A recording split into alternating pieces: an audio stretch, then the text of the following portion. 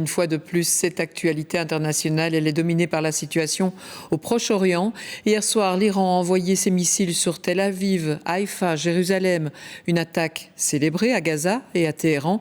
Sur le sol israélien, l'ambiance était tout autre. Les systèmes de défense aérienne ont fonctionné. Les Israéliens réfugiés dans des abris ont rapidement pu rentrer chez eux.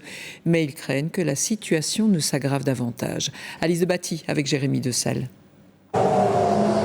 18h30, les sirènes d'alerte antiaérienne israélienne retentissent dans tout le pays. Des missiles apparaissent dans le ciel, avancent en rang, en nombre très important. Les Israéliens ont une consigne, rejoindre les abris les plus proches.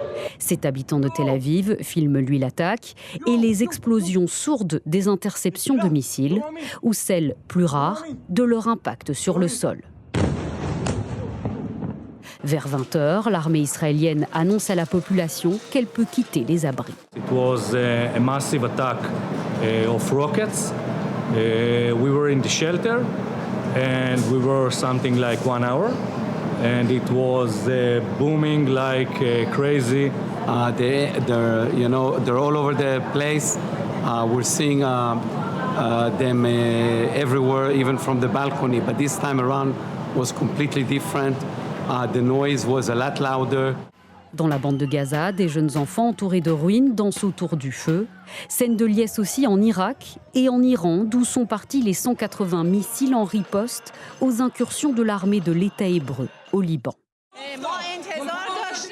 Nous nous attendions à ce que cela se produise plus tôt, afin qu'Israël soit remis à sa place et avec une réponse ferme. Nous devions y répondre. Je me sens vraiment bien, je ressens une puissance. J'aime la paix, mais nous savons aussi faire la guerre. Mais ce matin, l'attaque de l'Iran contre Israël suscite aussi de nombreuses craintes à Téhéran. Je suis vraiment inquiet, car si Israël veut mettre en œuvre ces mesures de représailles, cela conduira à une extension de la guerre. Tout le monde s'en inquiète.